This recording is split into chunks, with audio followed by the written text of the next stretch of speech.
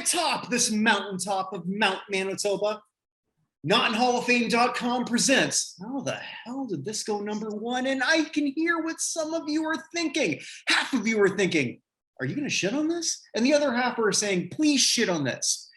And here's what's going to shock you for those who got to know me just a little bit. I'm not shitting on this at all. Now. I will shit for you. Yes. I don't know how that works, but Brad has a bidet, so he can clean up after it. Let me pull these raccoons out of my anus. On me. Glass coffee table. Yes. Okay, moving right along. Yes. And actually, I just sort of like now set this up in a gallery for this whole visual experimentation. But yes, so here I am. I'm Kirk Buchner. I operate NotInHallOfFame.com, and with me is Andrea Tessmann. See, you got second billing back. Aw, thanks. There you go. And Brad Nelson. And Andrea, you're the one who picked. Bop, dip, dop, ba, doo, wop, zip it up, ba, ooh, wop.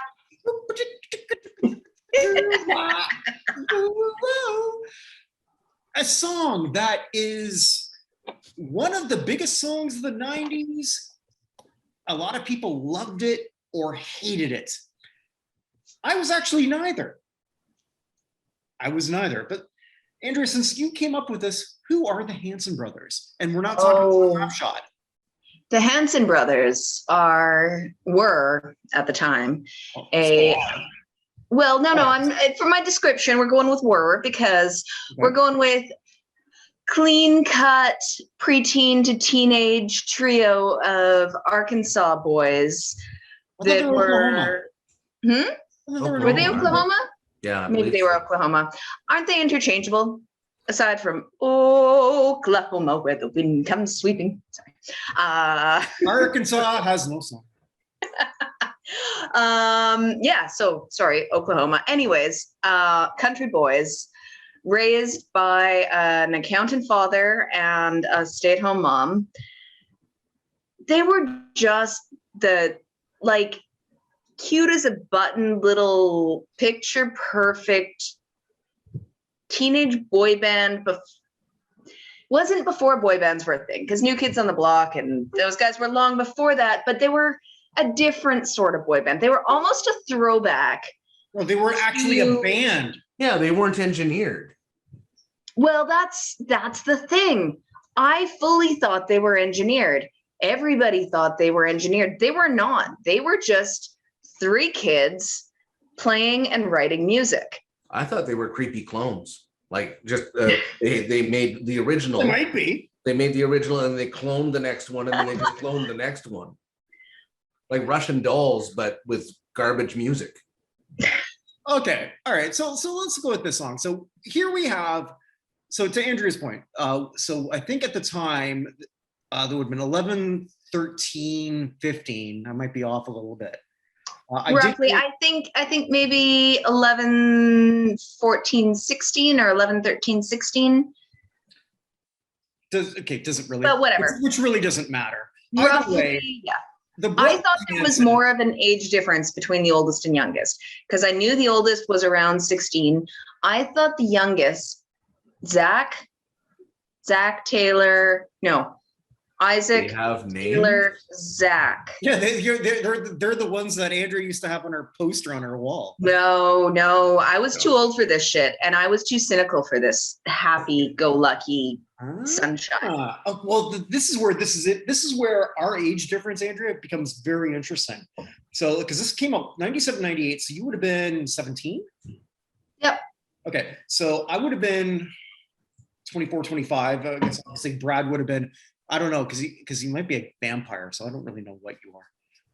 I think I'm what, younger than you by a few months? Yeah, but basically. I'm 48. You would have been 24, 25 at the time. So I think I remember when this came out, because this was at the height of my music snobbery. And I remember people being surprised, like, you don't hate this?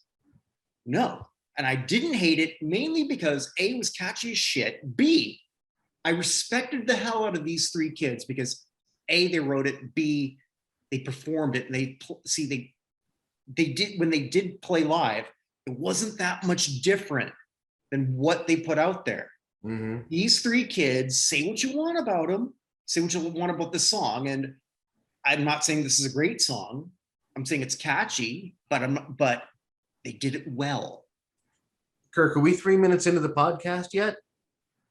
We are. I lost. Why are you about to take Oh. a shit? No, we had a bet. Yeah, I lost again. We were gonna wait. I said it wouldn't be 3 minutes in before you or Kirk said, when is Andrea gonna say the word earworm? And I said 3 minutes in, no more.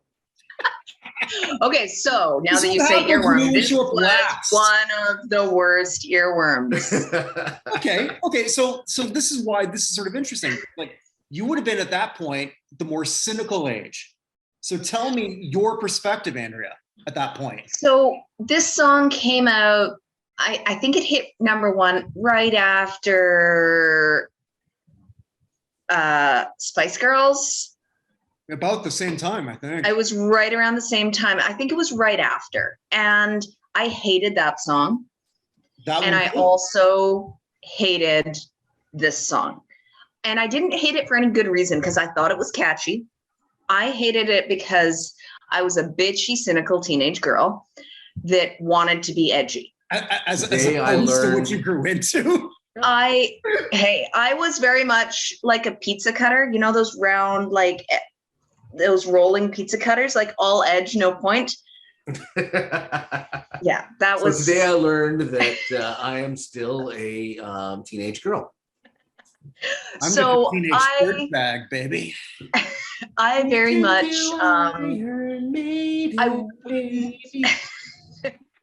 I wouldn't admit that I didn't hate the song.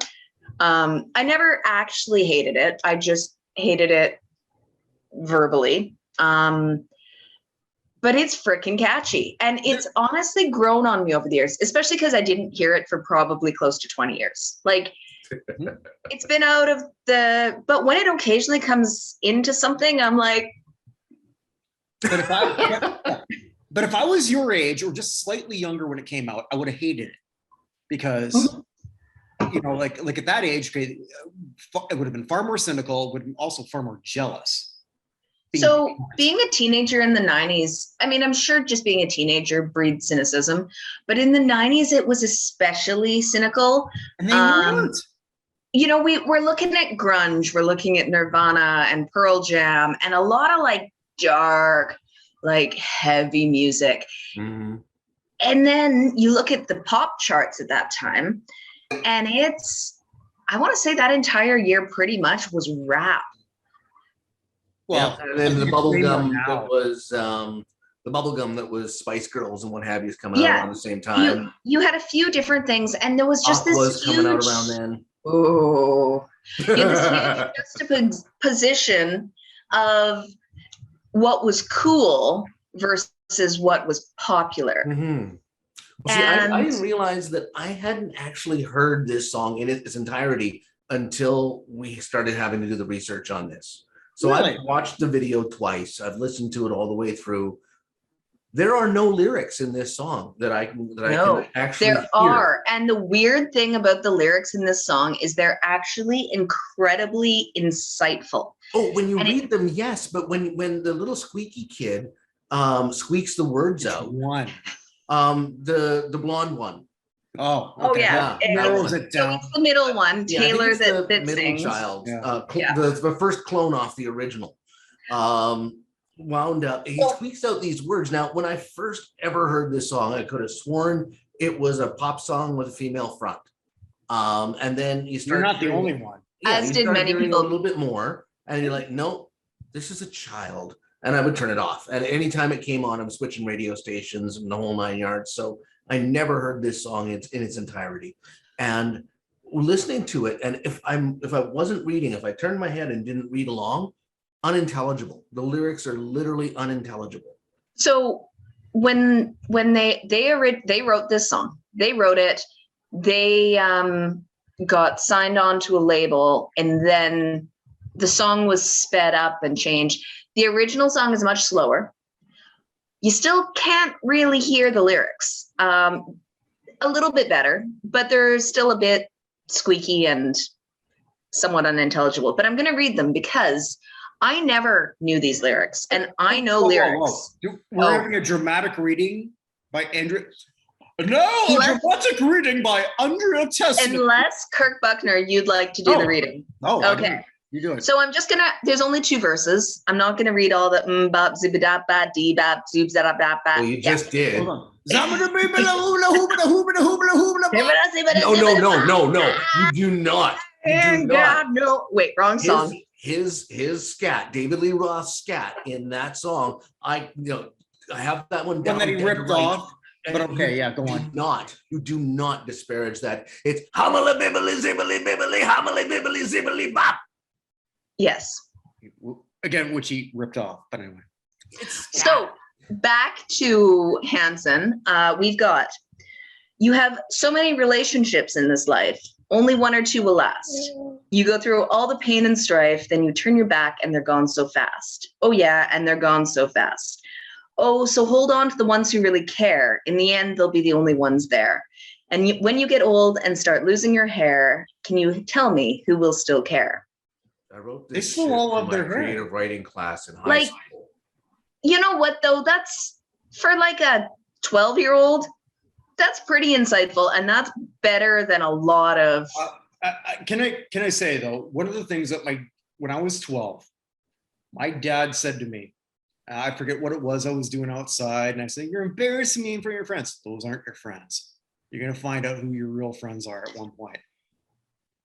Mm-hmm. That makes sense. And there was something. Ross, Rachel, Phoebe, Monica.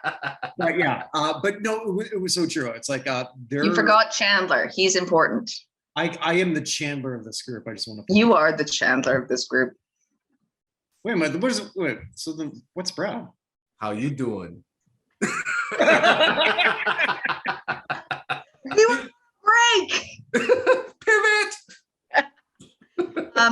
So anyways, then the next verse, plant a seed, plant a flower, plant a rose. You can plant any one of those. Keep planting to find out which one grows. The one that's name is on the packet. What? You buy them in the whole random seed packet. Basically what they're saying is nurture what will grow and nurture your friendships. You don't know what's going to be there in the long run, but you got to cheap gardening stores and pick up assorted seeds. Brad, just because you've found a newfound love for growing plants doesn't mean you're the expert on plant analogies. Brad's growing plants for a different purpose, but anyway. No, you can't smoke. No, you can't smoke those. Oh. No, they're just in the pandemic, they're friends that can't run away and don't die of COVID. Or can they? Not of COVID, but it's easy to kill them if you're bored. Yeah. So anyways, back to the lyrics. For some teenage kids, this is pretty insightful. They write this song with these gibberish chorus that's a serious earworm. Way too late, Andrea. Way too late. I know. You already told me about your bet. It's well past 3 minutes. So serious earworm. They apparently were recording some other song years before, and one of them just scatted that in the background. No scat jokes. We don't need to talk about poop, Kirk. Why did you point at me for that? It was going to be you, man. I would never stoop to that level. That would be a shitty thing for me to do. For me, I would stool to that level. Wah, wah. Sorry. So anyways, so one of them, they then thought, wait, that's way too catchy. We should make a song around that. So they did. And then they put these kind of life meaningful lyrics as the verses of it with this super, this is bubblegum coated in sugar, wrapped in more bubblegum, and then maybe some candy floss on top of it. Yes. Produced by the people who just did Beck a couple years before. I was gonna say, so they were picked up by a company. Yeah, please. Who then paired them up with the Dirt Brothers, Dusty Brothers. Dust Brothers. Yeah. So the Dust Brothers literally worked on the song for like 2 or 3 days because the record label got a preview of Beck's Odelay. Thank you. Sorry. And thought, hey, we should get them working on this. And then when Odelay came out, there was a ton of interest in the Dust Brothers, and they just kind of abandoned the project. So then there was a bunch of other people that picked up the loose ends and Frankensteined the whole thing together. And somehow it worked. So they sped it up from the original version. I don't know if you heard the original version. It's very similar, but it's a lot more folky. Sped it up, added some scratching and a few some sampling, and turned it into not too much, because not too much. Because that could have been really, really bad. At some point, we have to look at Rebecca Black Friday. No, we don't. It's Friday. No, Friday. no. Gotta get down on Friday. We don't need to do that. Well, we will when She the never went show to number morphs 1 though. when the show morphs into what the fuck. But anyway. I don't think that ever actually was good or popular. I think that was just what we played. It was like Charlie the Unicorn. Like, hey, have you seen this video? You should totally watch this. It was to punish each other, not to actually share anything good. They stole my kidney. Also, you should watch Charlie the Unicorn, Kirk. I don't know what the hell we're talking about. Yeah. We're gonna go to Candy Mountain, Charlie. Candy Mountain, Charlie. Oh God! How they the hell stole am my I the kidney. third wheel on my own fucking show? But anyway. Because you're not up on the pop culture of 15 years ago. Yeah, whereas we're Sure still living in the moment. Oh yeah. Well, Hello, badger. Mushroom. A snake. When you emotionally stunt yourself. Why the hell did I? This should have been one where I was completely blasted for this one. Oh, Kirk, we could do a totally different podcast on ridiculously stupid historical memes. By the way, I just want to point out to if Evan Nolan's watching this, because he said one of his dreams is to be on a Drunk History. You should be in Drunk History. Yeah, you're drunk. Yeah, you and you're can't old, stay so that awake makes sense. though. Kirk, you get drunk and then you just crash. I still edited it after. You don't edit shit. You're right, I don't edit it. All right, Anyway, I back to Hanson. Yeah, so with this whole thing, like I said, I always wound up changing the station, but listening to it a couple of times, I actually got a little something out of it, as much as I still hate the song. If you were to take the Jackson 5 and any generic pop rock band and fuse them together, you would get Hanson. I gotta say, they were, as I said, I thought that they were created. And I think a lot of us in the 90s thought that they were engineered and created. And the fact that they were authentically what they were is surprising. And it adds a huge amount of credibility to them. May I say, still are. Still are. They are still, they've put out 8 or 9 albums self-produced now. Yeah, and they have a huge cult following. There's literally dozens of them. No, worldwide cult following. Yeah, it's freaky. And they have a brewery that makes a beer called Hops. Hops, stupid up. Yeah. What brewery? Really? Yeah, they have a brewery and it makes a beer called Hops. It's an IPA, of course. So did you guys go down the rabbit hole of Zach's old Instagram? No. With all of the racist, homophobic, Gun nuttery? transphobic, misogynistic. Okay, no, I missed that. Okay. So the youngest one. Okay, the drummer, yeah. Yeah. Number 3. He had no, it wasn't even Instagram. It was Pinterest. It was Pinterest, I believe. Okay. So he Pinterest. It might have been Instagram, but I thought it was Pinterest. On Pinterest? Anyways, he had an account. We'll say Instagram.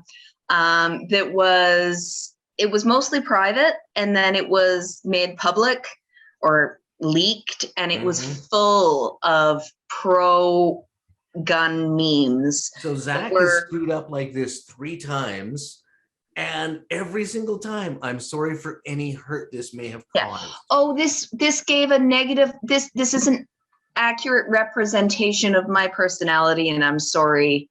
Yeah, any hurt. Literally, pro-gun isn't that big a deal to me. No, it's not even the pro gun. It's the fact that it's pro gun memes that are all like, what, like they're misogynistic, anti. Well, no, just like comparing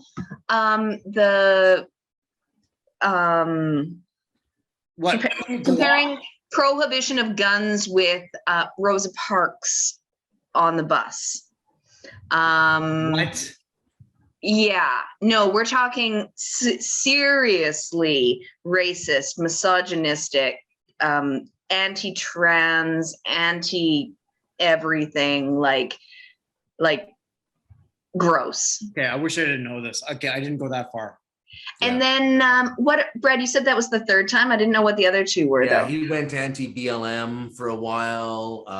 That's fun. The Hanson, the band, put out an Instagram post that said, "We believe any form of racism is an injustice, and injustice anywhere is a threat to justice everywhere. There's no question that we believe Black Lives Matter. So again, I'm sorry for any hurt this might have caused." He has that on a recording, and he just hits the button on his shoulder. "I'm sorry for any hurt that might have caused."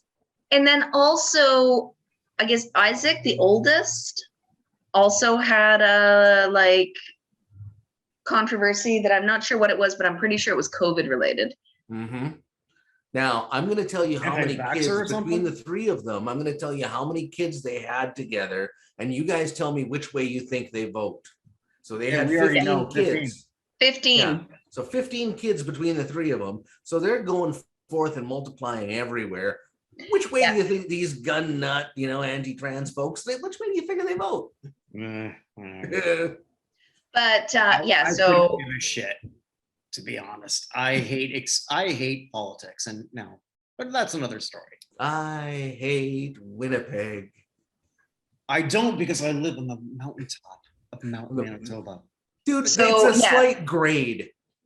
It's a building. Higher than most. Well, if you count from sea level, yes. Yeah, no. As long as you live in Winnipeg, I'm very happy right here. In Winnipeg, a sea is that thing that's over by civilization. Actually, you still can't even the rivers are still overflowed, but that's another story for another time. Okay, or Hanson. Okay, I did not know some of this other stuff that the 2 of you just told me. Oh yeah, this kind of deflected a little bit too, because I was listening to some of the other stuff that they did, and I didn't hate it. Their Christmas album is pretty good. Well, no, but I mean, it's I could give a shit if you're pro. I'm anti-gun personally, but the whole other shit, well, I'll have to look into that more. But oh yeah, I mean, if you want to hunt or target shoot, great. Then you go ahead and do that. You just don't need to hoard them. That's all. No, and then that's a podcast for time, I suppose. I still, if this song comes on the radio, I will listen to it cheerfully at this point in my life. But I'm not going to seek out their music to do anything to support them. And fair enough, and not a lot of people do. But I'll just go back to how I felt then. It's like, however, if I come across hops, I'm going to try it. Sippy sop, sip, do, drink beer. Well, that's all the encouragement Kirk needed. That's a big beer. Is that he has little hands. Is that like a pint or like a half liter of beer? No, it's a full liter actually. It's a from Lake of the Woods, which is right under where I live. And it's a full liter of beer. Yes, it is. Kirk said underwear. On that note, would you like to know what shitstorm I've got for you next week? Because I'm the one who gets to pick. I left the 70s, by the way. thank you. The 70s mostly sucked. Are you going back or forward in time? Forward. Oh, Now, interesting. Here's where I sort of like wanted to say, do you know? First off, when we first started doing this show, I was in Barbados. You were. I was. And then you changed locales just slightly. To Winnipeg. No dramatic change. This is true. I hate Winnipeg. I'm fucking working on a thing here, Brad, you dipshit. I didn't sing the song. That was Andrea. Let me just, anyway, I had a whole thing that I was trying to do here. Anyway. Sorry. You left Barbados and moved to the grand city of Winnipeg. But I was sort of hoping that the two of you might have visited me, but maybe not in Barbados. But it could have been in Bermuda, Jamaica. I wanna take it to Bermuda, Bahama. Come on, pretty mama. Key Largo, Montego. Why don't we go to the Kokomo? We'll get there fast and then we'll take it slow. I thought this would be sort of good because A, it's summer. B, Tom Cruise just turned 60. And C. And I need an excuse to watch Cocktail again, so. No, Cocktail blows. But this song also blows. And I like doing songs that blow. Yes, I fully agree. This song sucks. I also really enjoy this song. So that's because of your crush on Uncle Jesse. I mean, a little bit, but I mean, if you get didn't have a crush on Uncle Jesse. Any song that makes it seem like you should be sitting there with a mojito or an embarrassing umbrella drink in your hand, that's a good song for me. Well, I figure also too, I mean, like I know someone on this podcast who'll probably have a nice shirt that's going to go with the show. I've already worn them all. I'll have to go out and buy a new one. Oh no. And I will probably try to make some blender drinks for it. Nice. Will you wear the coconut bra? I do not have a coconut bra. They don't fit in coconuts. You know that. I've got a lovely bunch of coconuts. There they all are standing in a row. And big one, small one, some as big as your head. It would find one as big as your head and we'll talk about a coconut bra. But no. Okay, no, I'm not gonna do because I mean, no. I didn't say these things. I'm sorry. Did you write a book? Yes, I did. I wrote a book. Moving right along. I wrote the greatest book on Chavo Guerrero Sr. It's called Chavo Guerrero Instant Classic. You can get that on Amazon. Hey, guess what? Next month, we're going to have that on, I don't know, that Kindle shit. I don't fucking know how that works. It's one of them digital books. Thank you. Someone's going to help me with that. Now, also, next, we always do the weekly show with Evan Nolan, but Evan's not going to be here. So, hey, guess who I got? I got Jack Silverstein. Who's Jack Silverstein? Jack Silverstein? Yes, Jack Silverstein. Jack Silverstein. Jack's going to help. He did that thing. He's pretty well known with the stuff. Yes, with the stuff, and he has the hair. He actually has amazing hair, by the way. Yeah, exactly. That's what I'm saying. He's got the hair. Yeah. Well, Jack's going to be sort of like substituting for Evan Nolan, and he's going to be doing the weekly show. We're going to be talking about, hey, the senior class for the Pro Football Hall of Fame, huh? Seniors are allowed to play football? Like, you'd figure they'd be afraid of breaking a hip. You should know better than to try to get Brad on your side for this. I know. He's going to find any way to turn your comment. Well, this Brad's going to be a little disappointed. Am I fired? Huh? Am I fired? I'm not fired. You can't leave the Buchnerverse. Hold on. By the way, when we went back and last week when we did the Karma Chameleon, I can't believe none of you sort of like pointed out how Boy George was doing this every day, and none of you did that. Jazz hands? Yes. Oh, we did jazz hands anyways. I didn't really notice. How did you not notice that? That's Boy George. It's not like it stands out. Boy George. Jazz hands is like the least I know, obvious but that thing also about turns him. out that's his only move.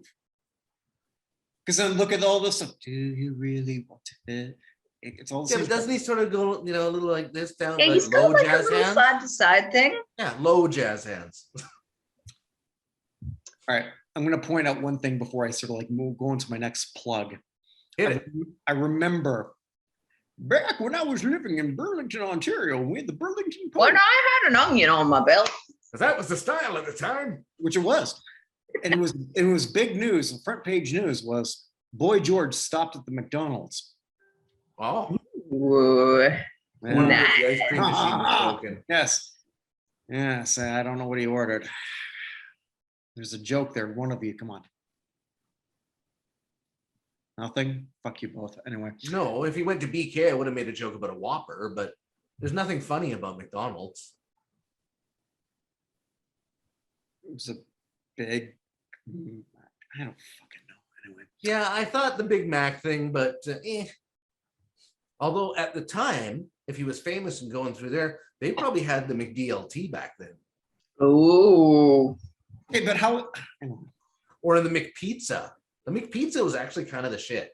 All right. Well, How about the McRibs? all right, this is falling apart. So, Chris Bourdain and I, we were going to do Automan. I'm sorry, we're not now because apparently on YouTube, we can't find it anymore. I guess somebody blocked it. So we're now doing the Harlem Globetrotters visit Gilligan's Island. Nice. Yeah. So Why didn't they go home with the Harlem Globetrotters? That's what I don't understand. And Glenn Pulowski, the greatest triathlete of all of Buffalo. Huh? Yeah. He's single, by the way, Andrea. He's in Buffalo. Yes. Does that mean there's 3 of him? Like Hanson? Three Glenn Pulowskis? No, he's a triathlete. Oh. Or is that like bisexual? I don't know. Based on his political thing, I don't. He likes 3 athletes. Oh, he likes Bisexual 3. means 2 sex. You like 2 sexes. So he likes 3 He likes 3 athletes. All right, okay, athletic for fuck's sake, endeavors. This is off the rails. Okay. Anyways, him and I and somebody from the Bleacher Report in Denver, we're going to be looking at the, remember where you were, right, guys, when that big brawl between the Red Wings and the Avalanche in 1997, 98. 100%. I was studying for an exam in the library.